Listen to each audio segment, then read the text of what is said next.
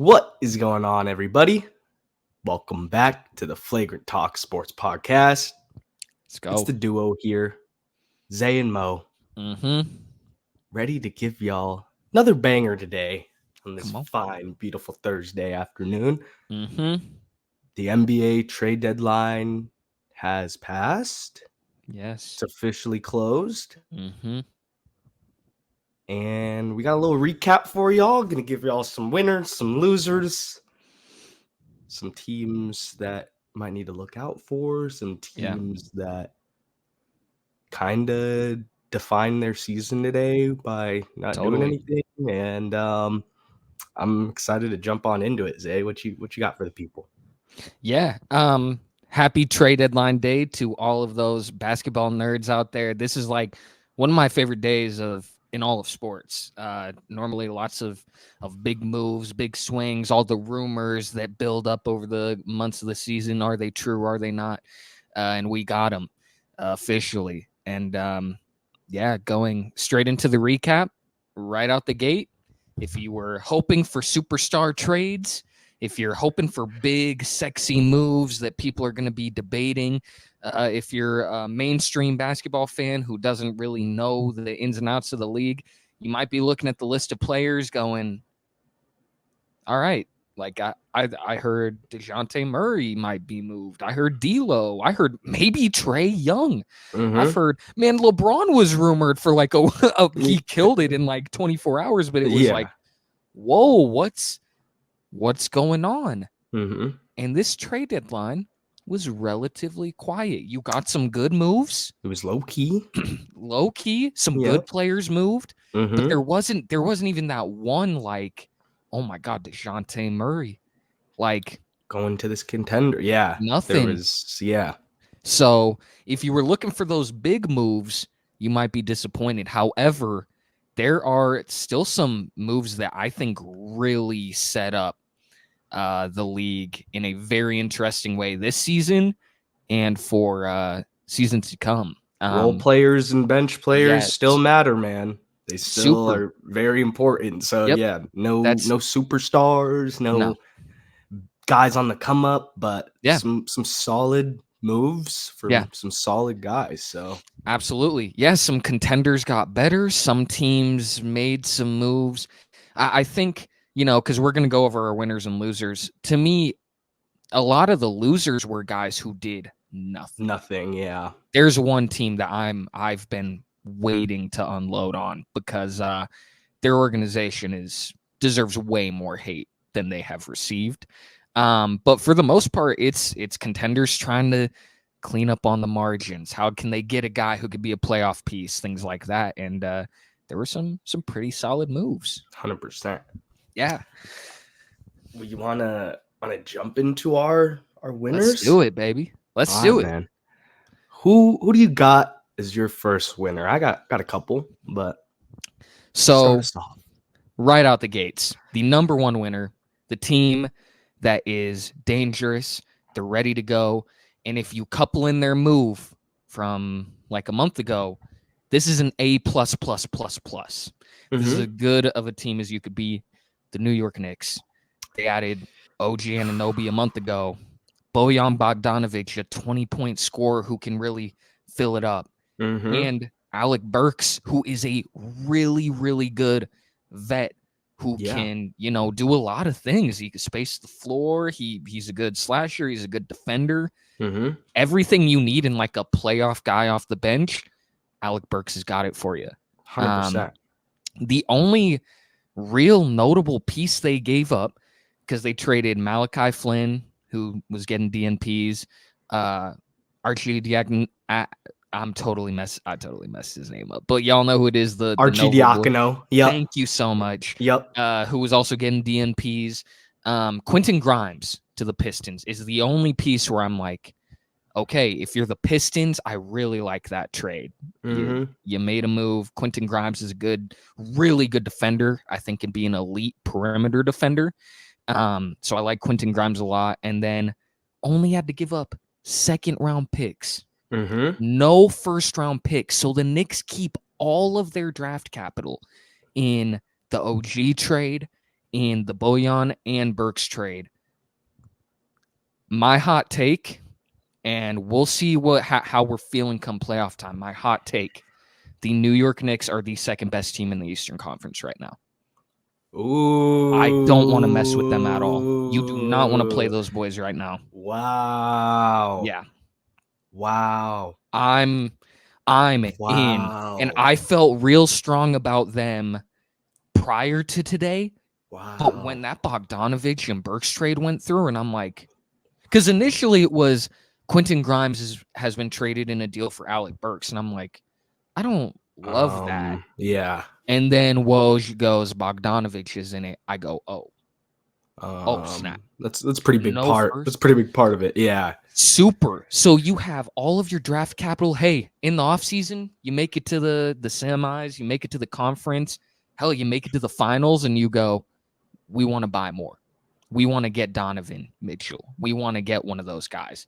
You still can. Mm-hmm. Like, the world is your oyster right now.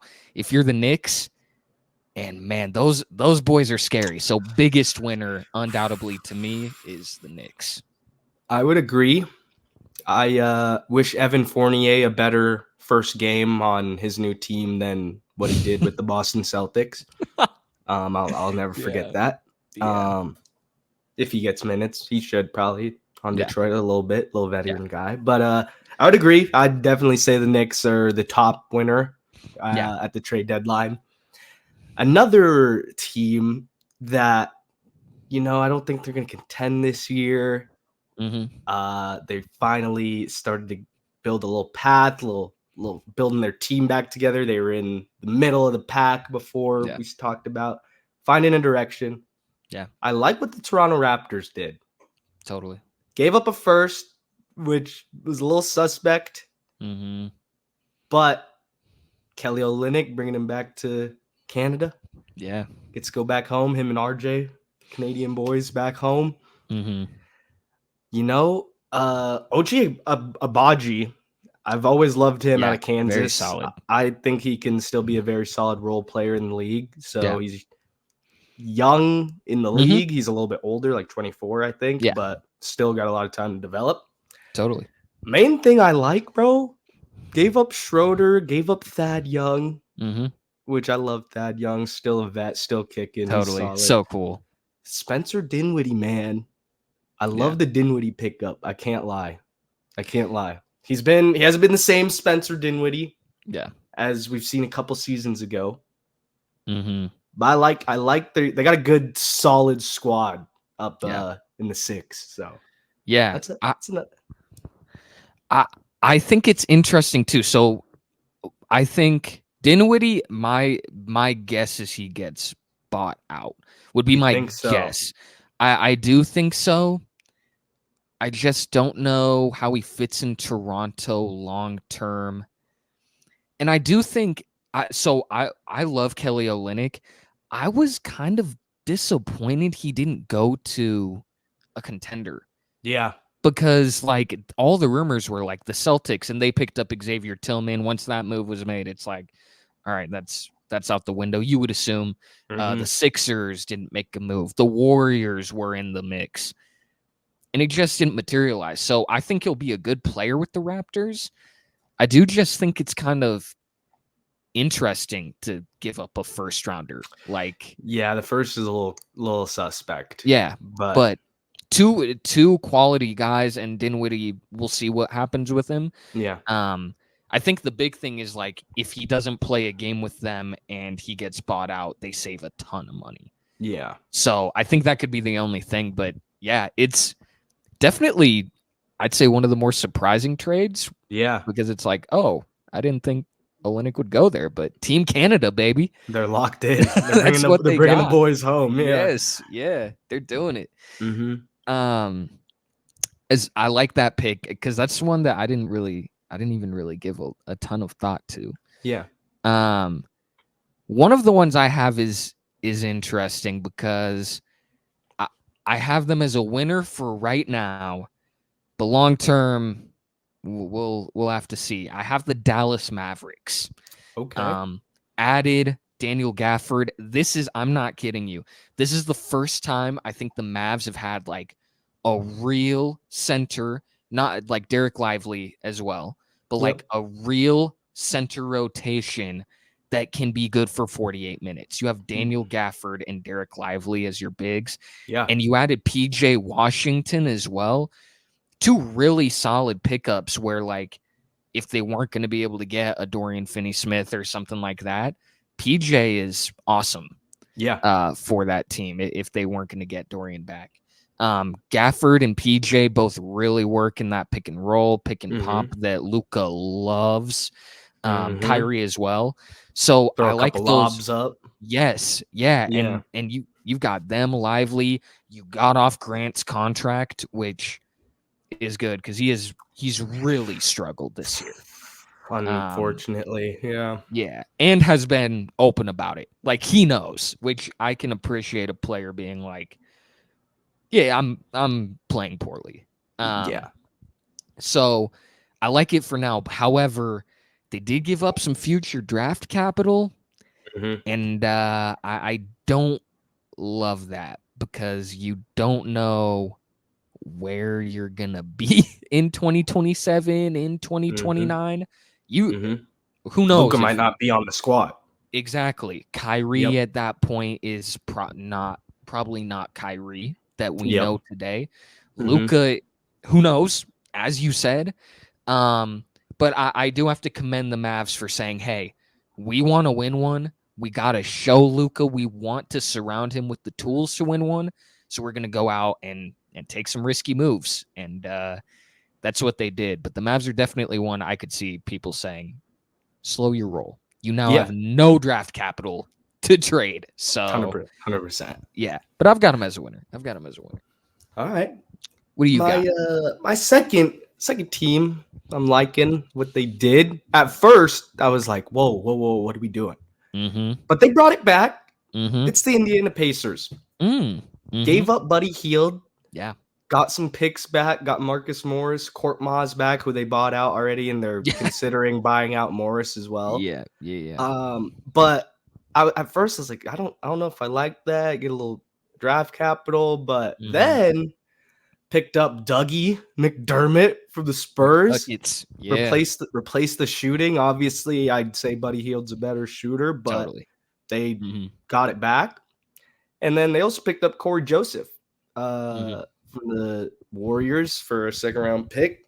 Yeah. Got some cash with that. He's probably not really going to play that much because Halliburton and TJ McConnell. But if there's an injury there, especially TJ, obviously if Halliburton goes down, they're screwed. But TJ gets hurt, another good guard to fill in the rotation. So at Nemhard first too. Yep, Nemhard's all right. At first, that was a little like, what are they doing? But kind of brought it back a bit. So I'll give the Pacers a dub. Got some picks as well. So the Buddy had been in trade rumors for what felt like a couple of years now. It had just been one of those like, and again, great shooter, but the Pacers are super deep. So it was like, all right, is it going to happen? And then his burner account that isn't real, that's 100% him. And if it's not, like, how do you have the time to pretend to be Buddy Hield all day? Yeah. For those who don't know, there's this account that only like tweets and likes Buddy Hield stuff, and it's been going on for a while. And he had tweeted like yesterday, like, man, what are some good? He said like, what are some good pizza shops in Philly? Something like that. And then he got traded to the Sixers, and people were like, dude, this is him. That's you, like, bro. Yeah.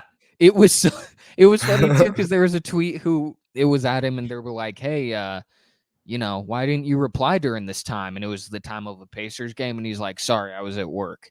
And people were like, yeah, we know. We saw you on the court. You were hooping. Yeah. Yes, like, come on, man. You can't fool us. We know what this is. But I like it for the Pacers. The Sixers made some I don't really understand their deadline. Yeah. I had them in the middle, but I do really like the Buddy Hield pickup for 100%. them. So 100%. Yeah. Feels like a win-win there for them. Yeah. The last winner that I have is Gordon Hayward to the Oklahoma City Thunder. Yep. He's on an expiring deal, so this is very low risk and can be a rotational piece in the playoffs, be a vet in that super young locker room.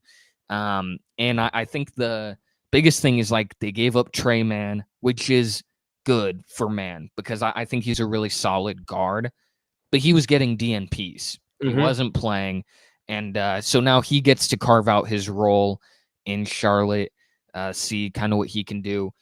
And Gordon Hayward is big because Giddey late game is not great.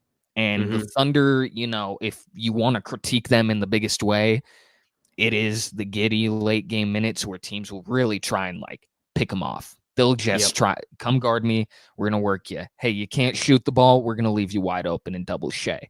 Yeah. Or we're going to double Chet in the paint, whatever it is. Gordon Hayward now being out there instead of him is awesome. That's 100%. A solid guy, can give you 10 to 15 a game consistently. On a 1-year deal, you could bring him back, you could let him go, but either way, it's not like he gave up a lot. So love that move for the Thunder. I would agree. They were the last team I wanted to talk about. Little veteran ad. Yeah. Little veteran ad to the youth. So I don't really see anything wrong with the move. And like you said, didn't really give up anything too important. So yeah. I love it because the Thunder were like, hey, we could trade for an all-star. They have the picks to trade for essentially anyone. Yes. But them opting, hey, we're not gonna try and mess up the chemistry. Oh snap. we're just gonna get a guy who can plug and play, get some playoff minutes, be a vet, let it rip. I'm just reading through some things and disregard everything I said about Corey Joseph. He's not on the Pacers, so he sucks. He sucks. Okay. Yeah. Corey, I'm sorry. I didn't say that about you, bro. I respect game, but no, I respect you, bro. But clearly, Indiana doesn't give a. They didn't pay him, but he'll get picked up. I have full bullet, dude. Honestly, if I had to bet, it's the Suns. They're in just like, man, screw it.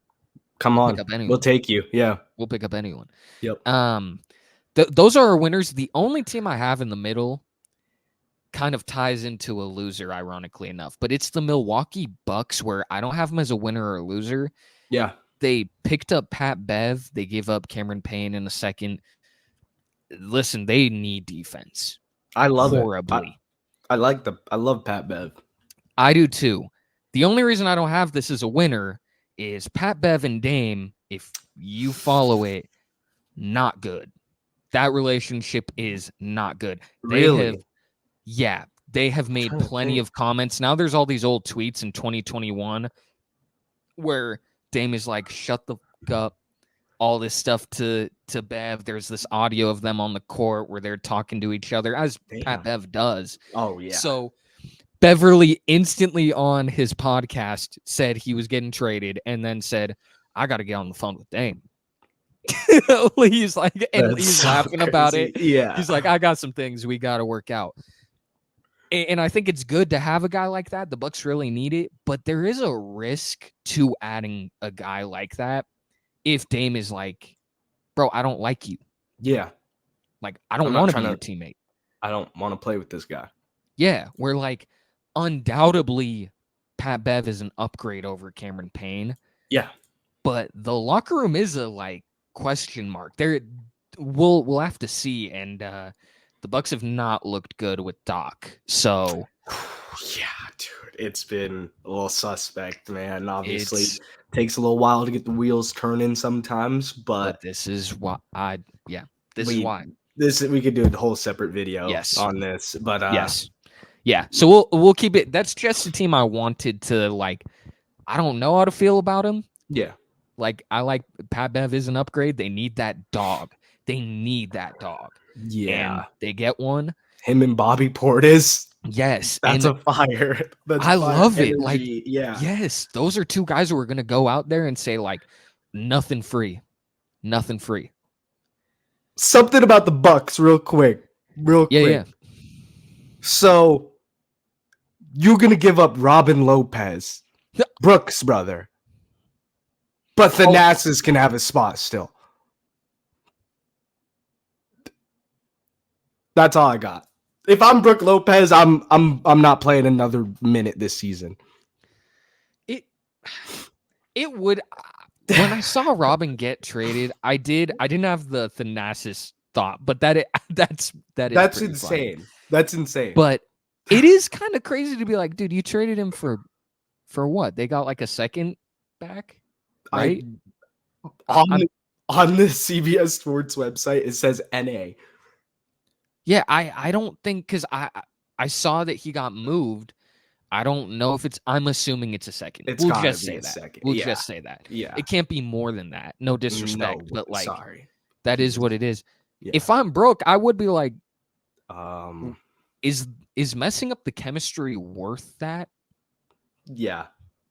Like, my brother's messing up me and my brother and everything like that for a second. Robin was funny, though. I saw a tweet where he's like, it was cool to be Pat Bev's teammate for an hour and a half. That's so crazy.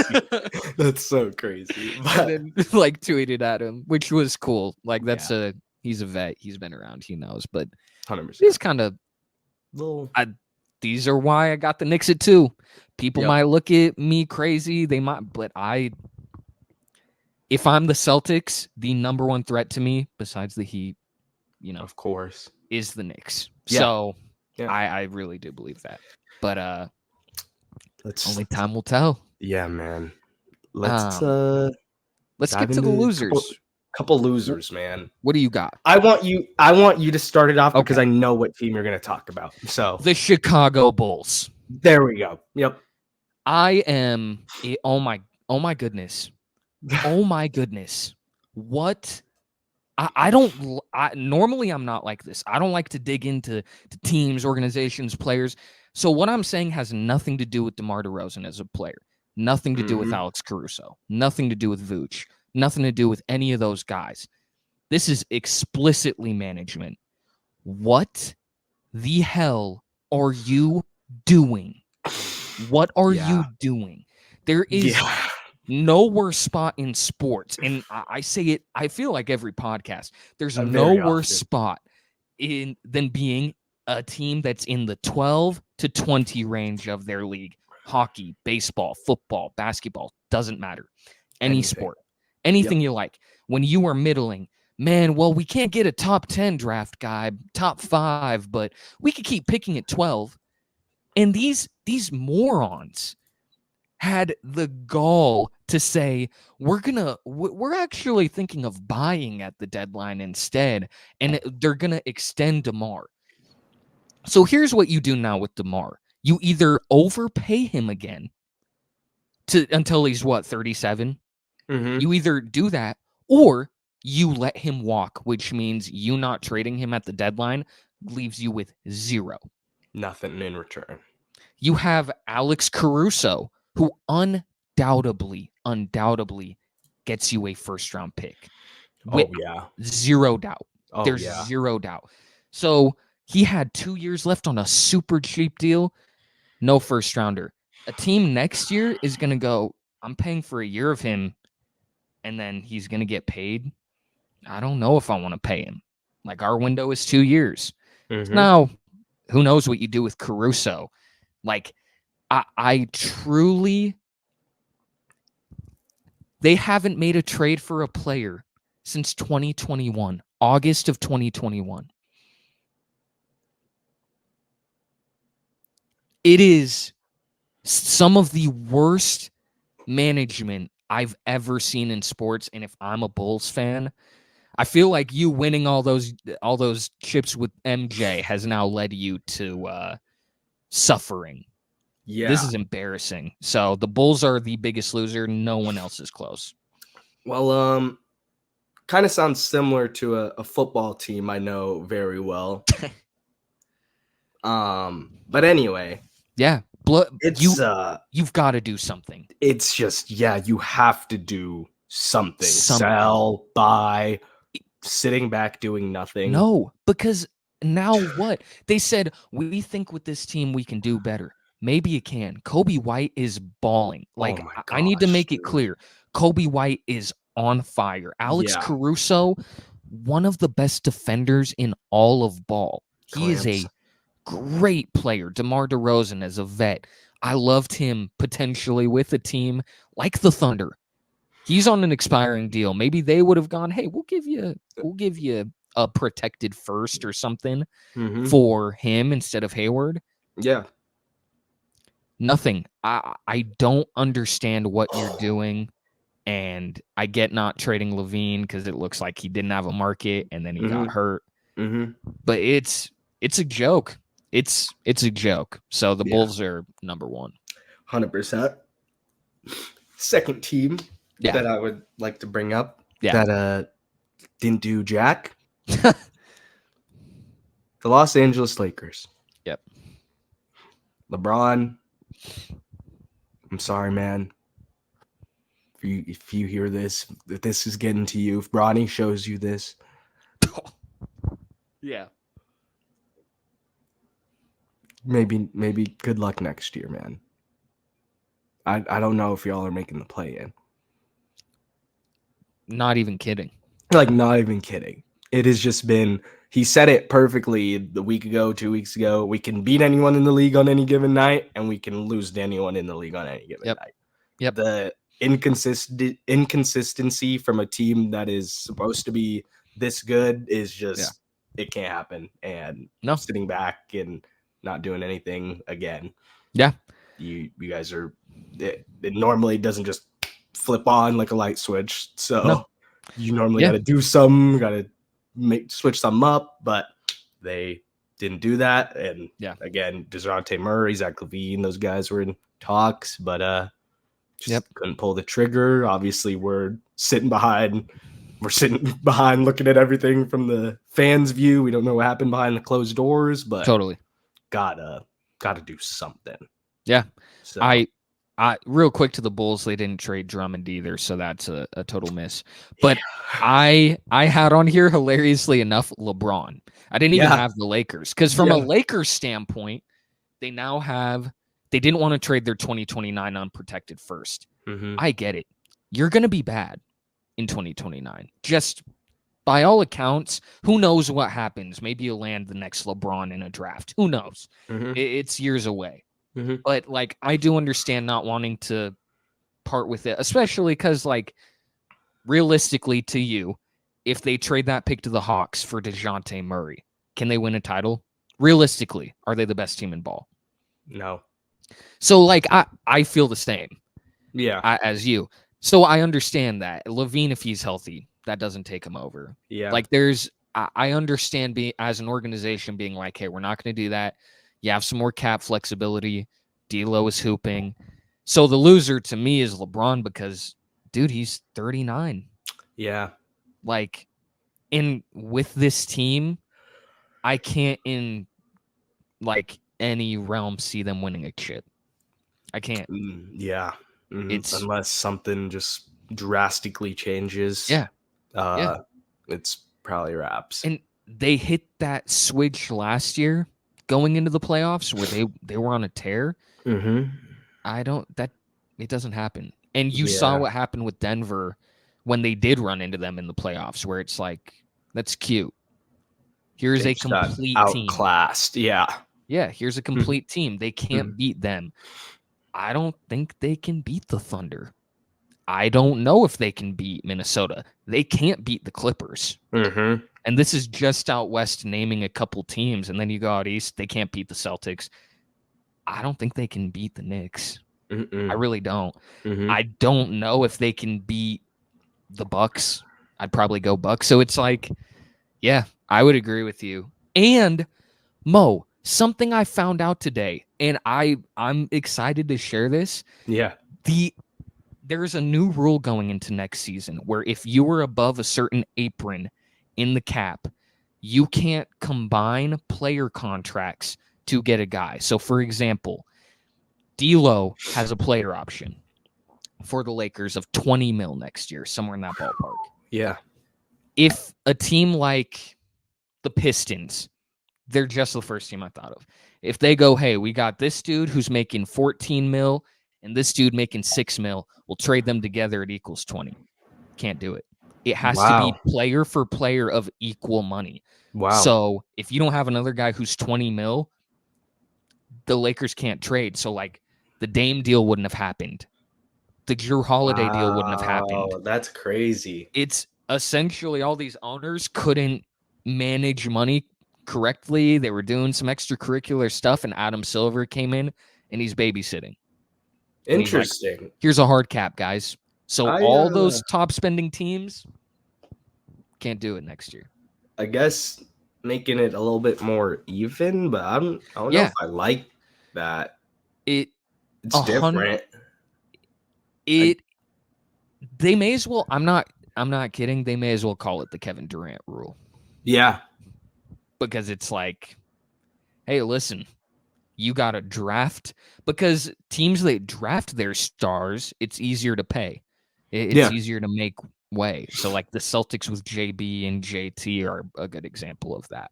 Mm-hmm. But yeah, there won't be another Warriors with Durant, Clay. It's not possible now. The league literally won't allow it. So that's another thing that hurts the Lakers here a little bit. Yeah. Like, should have done the move now. Yeah. It's gone. The opportunity's gone next year. So and D'Lo's gonna opt in. Yep. So like you would be why wouldn't crazy you not to? Yeah. Yeah. So I agree with your Lakers one. Thank you. Who you got? I have another team here who, similar to the Bulls, we talked about it in the midseason award, the Brooklyn Nets, because I understand that they don't have their first, and that's why I'm a little more lenient of them than the Bulls. But you didn't trade Dorian Finney-Smith. You didn't trade McCall Bridges. You didn't trade Cam Johnson. You didn't trade Cam Thomas. And you pick up Dennis Schroeder. You pick up Thad Young, who are good ball players. And, you know, I think Dennis is an improvement over Dinwiddie. I think that's probably consensus, is that he's a better player. Yeah. But for what? You can't win a playoff series. Yeah. You can't. And, like, you have good pieces. No DFS, being like just missed opportunities. And I think similar to the Bulls, they're hoping for like a Danny Ainge like haul. Yeah. Where it's like, we got 2 first-rounders for Dorian Finney-Smith. Not going to happen. Yeah, sorry, buddy. No, those were all that kept coming out. And who knows if that's true, but it was like 2 is crazy. I'd get 1. If I'm the Mavs and I'm like, listen, man. Bring back a guy. He's been on the squad, knows how it works. Yes. Yeah. Yep. We know if you're the Lakers, you're like, hey. So that it's just weird. Like, they don't have their first, so I kind of get it, but it's not like you're good anyways. Yeah. So who cares if it slides a couple picks? 100%. You might miss the playoffs anyways. So, yeah, the Nets are a loser to me. I would agree. Yeah. What do you got? The last team I believe I got to talk about, kind of similar situation as the Lakers. If they did make a move, honestly, don't think they could win a title this year just because of how the season's gone. But it's the Golden State Warriors. Yep. I get it because I don't really know what they would have done or who they would have brought in. Yeah.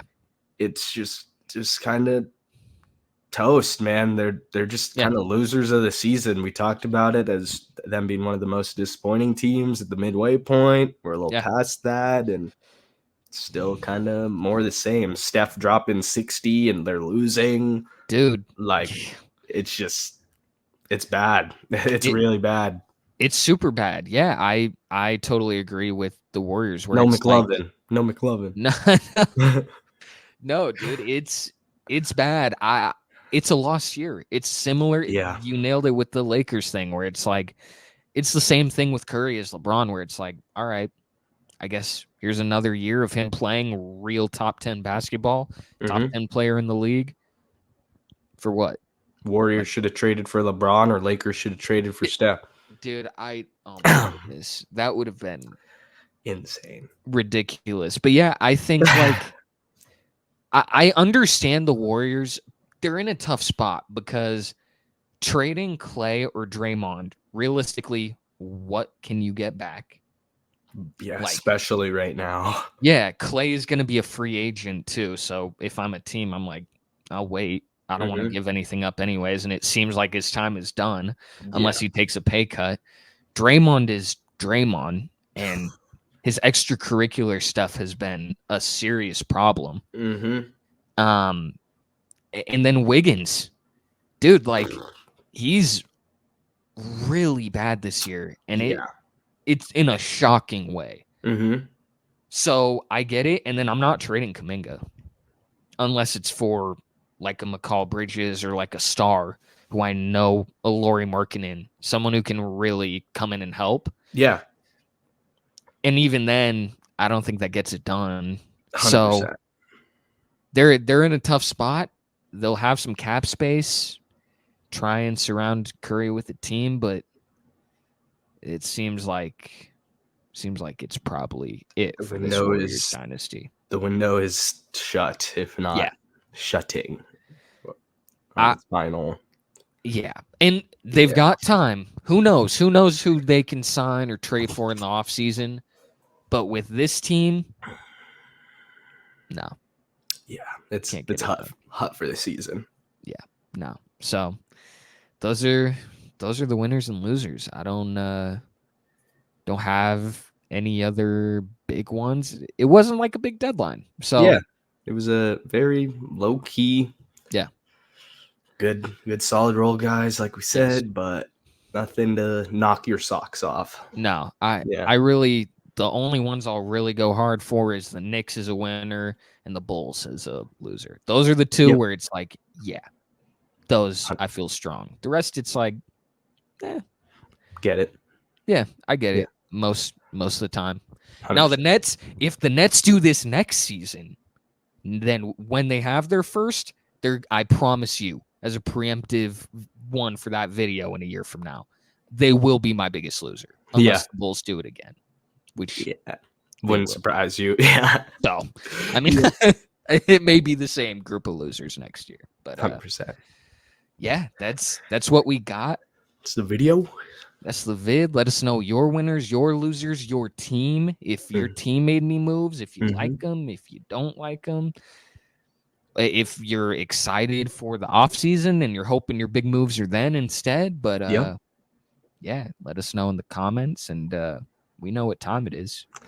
The most important time of the day. Come on. Mo. Song of the pod. Song of the pod. Moses, what have you got for the people? It's a Thursday at the time of this recording. So let me throw it back. Pause. For y'all, as we head into this weekend, I got a little song from The Far Side, Runnin'. Beautiful. Banger. Beautiful. Classic. Yeah. A little repetitive, a simple song, but a great song. Yes, so absolutely. That's my pick for the day. Classic. Great pick. Great pick. The one for me, I've got White Crocs by Jordan Ward and Ryan Trey. Jordan Ward is awesome. I've been on that dude. Whoa. I've been a supporter of that dude for a minute, and he's getting his flowers. Makes me very happy. His Tiny Desk is awesome. Very cool dude. Great song, great album. Check the boy out. I haven't heard it, bro. You'll love it. It's a great vibe music. If you like guys like Tyler the Creator, Steve Lacy, that kind of thing, Jordan Ward is definitely in that crew. So easy. Some Far Side and some Jordan Ward for you, baby. Couple bangers as we head on into the weekend. Of course. The only way to do it. I lied to my followers on Instagram. I thought we were doing the Q&A video today for Friday. But, next vid for next sure. Monday, confirmed. Yes. What about the Super Bowl though? We're going to talk about the Super Bowl later. Damn. That's what I sold. I might have sold. It might be next Friday. Next week, 100%. That's the important. 100%. All right. You will get it next So, week. We And- appreciate all the input. Yes. Let us. You got another week. If you got anything else, Yep. you know where to Drop find it in the us. comment. Yep. Drop it wherever. But yes, good call. It will happen next week. We've been talking about it for like 2 weeks. There's been a lot to talk about in sports. There has been a lot. So, it's been a busy time. So. Yes, but no more trade deadline. It's about to be All-Star break. Mhm. Hockey went on its little All-Star break. We're Mhm. we're still waiting for baseball. So we've got now a little grace period in between this and March Madness, which I cannot wait for us to cover that. I kind of hope that day doesn't come because I have no clue. Zero clue. No, I'm about to blindly pick. Yeah, I'm going to throw darts at a board. Yeah. And just So we'll see how that goes. But yeah. But up until then, baby, we got on the horizon.